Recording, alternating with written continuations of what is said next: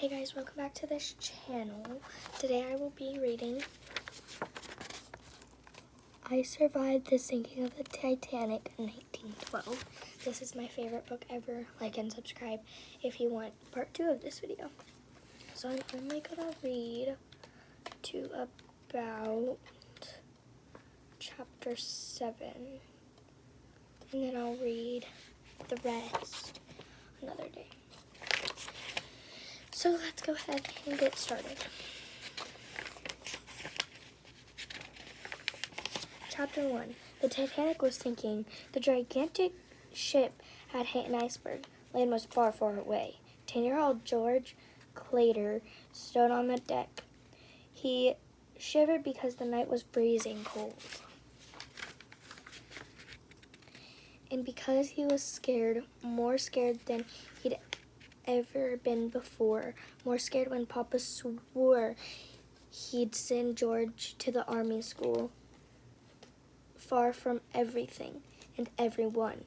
More scared even with the time that the Black Panther chased him through the woods back home in Millerstone, New York. The deck of the Titanic was packed with people. Some were running and shouting, "Help us, take my baby, jump!"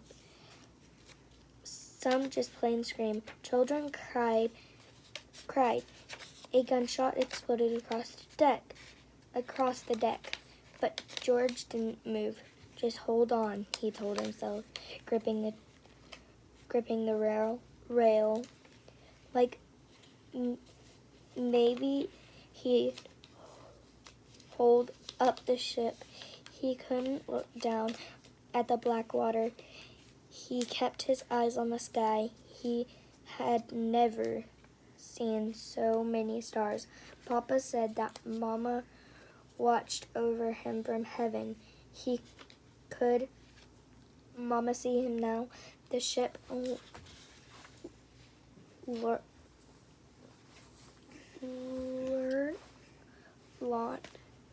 lurked.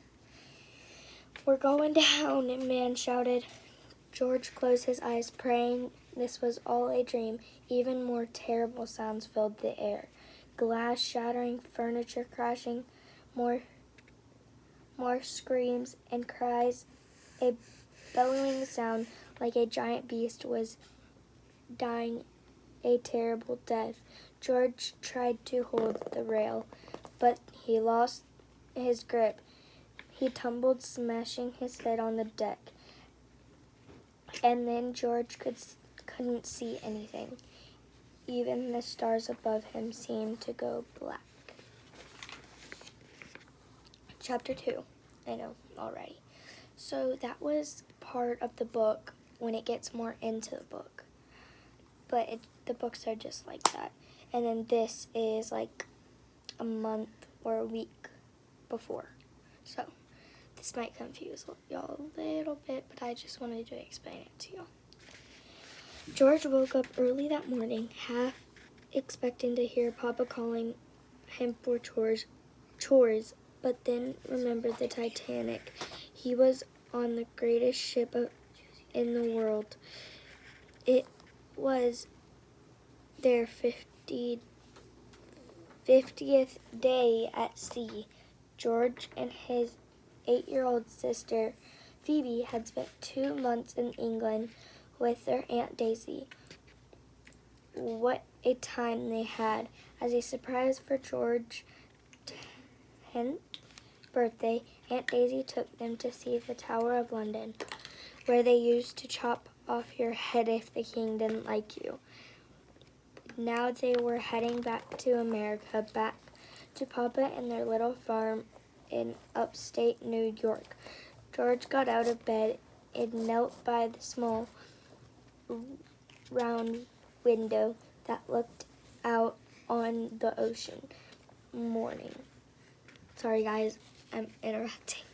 But actually this is when they were already on the ship. It says it's their 5th day on the ship.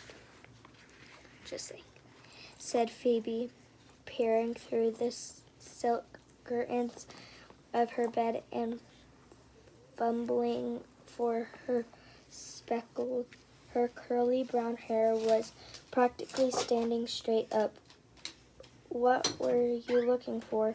George had to smile. Phoebe always had a question, even at the crack of dawn. Maybe that's why she was the smartest little sister in the world. "I thought I saw a giant squid."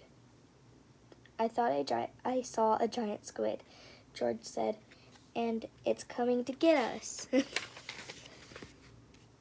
George brushed over and grabbed Phoebe with a wiggly squid arms. She curled up into a ball and laughed. She was still laughing when Aunt Daisy came in, even in her robe and slippers. Aunt Daisy was the prettiest lady on the whole ship. Sometimes George couldn't believe she was so old. 22? "What's this?" Aunt Daisy said. "You know the rule. No having fun without me."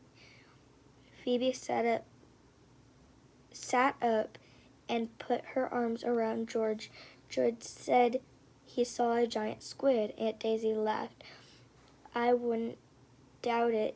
Everyone wants to get a look at the Titanic, even sea monsters." George halfway believed it.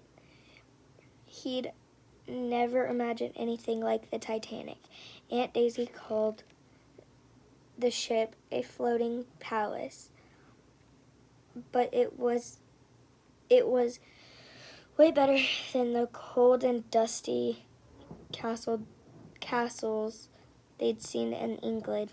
They had 3 whole rooms, one for Phoebe and George, one for Aunt Daisy, and one for sitting around and doing nothing. They even had a steward, named Henry. He had bright red hair and an Irish accent that made everything he said sound like a jolly song. "Some fresh towels for your bath," he would say. Some coca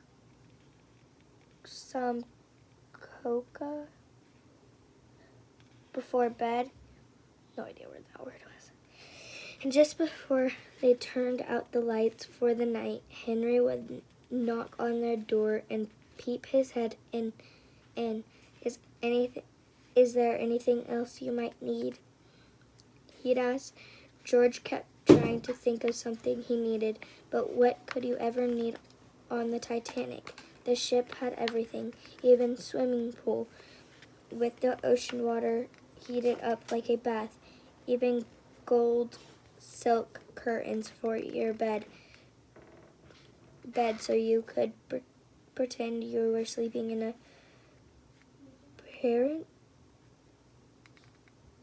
pirate's den. Even 3 dining rooms where you could eat anything you wanted. Last night, George had eaten 2 plates of roast beef, fennel and ham pie, carrots sweet as candy, and mysterious dessert called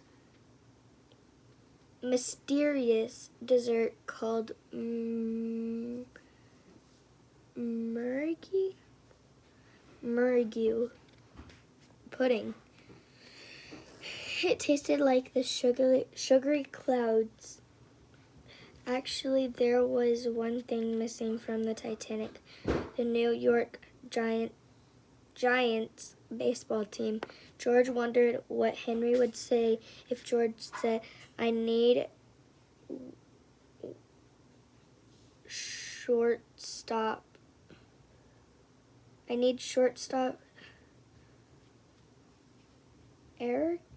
Ty Fletcher right away." Probably Henry would say, "Coming right up, sir." George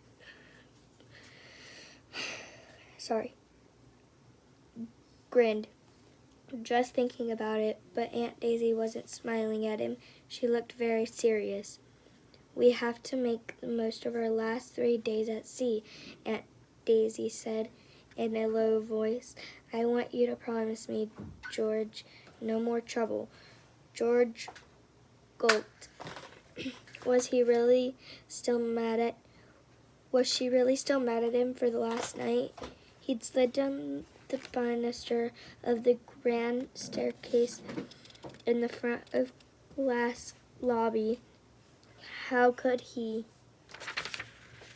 resist? The wood was so shiny and polished, covering around like a ride at the fair.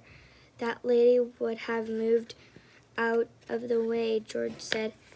How could she? Phoebe said. She was wearing 100 pounds of diamonds. Aunt Daisy almost smiled. George could tell no, could never stay mad at George for long. Aunt Daisy put her face very close to George. She had freckles on her nose just like George and Phoebe. No more trouble.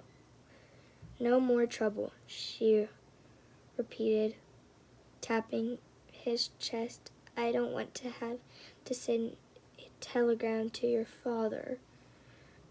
George's stomach tightened into a baseball. Don't tell Papa, Phoebe said. He'll send George away to that army school. I'll be good, George promised. I will, really. You better be, Aunt Daisy said. I'm going to stop at chapter 3 because the video is already 11 minutes long. And I need a little break, so peace.